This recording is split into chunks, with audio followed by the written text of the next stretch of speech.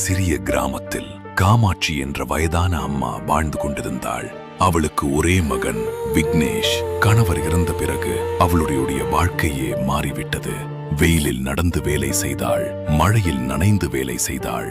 ஆனால் ஒரு நாளும் கஷ்டத்தை மகனுக்கு காட்டவில்லை. தானோ பல நாட்கள் சாப்பிடாமல் இருந்தாலும் என் மகன் பசியோடு தூங்கக்கூடாது என்று பார்த்து கொண்டாள். காலம் கடந்தது. மகன் பெரியவனானான்.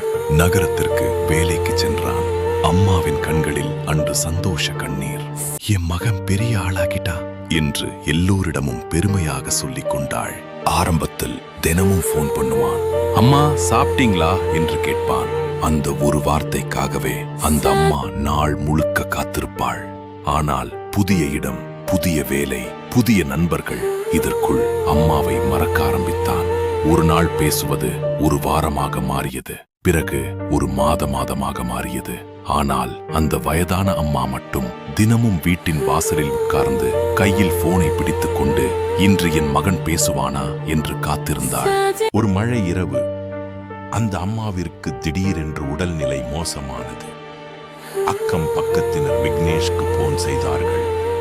ஆனால் நான் இம்பார்ட்டன்ட் மீட்டிங்ல இருக்கேன், நாளைக்கு வருகிறேன் என்றான்.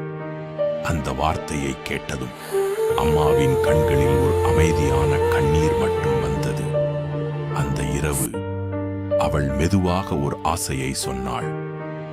என் மகனை ஒரு முறை பார்க்கணும்.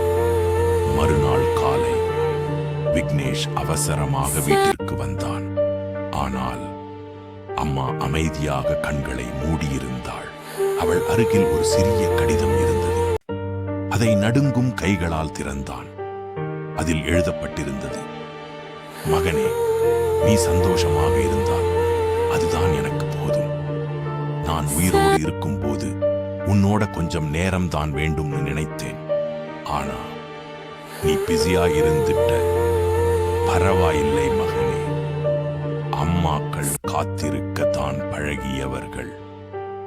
நான் இறப்பதற்கு முன் உன்னை ஒரு முறை பார்க்கணும் என்பதுதான் என் கடைசி ஆசை.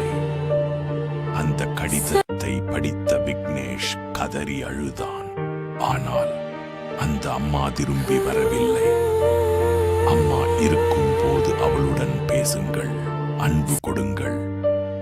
ஏனெனில் அம்மா இல்லாத வீடு வீடாக இருக்காது. அது வெறும் நினைவுகளாக மட்டும் மாறிவிடும்.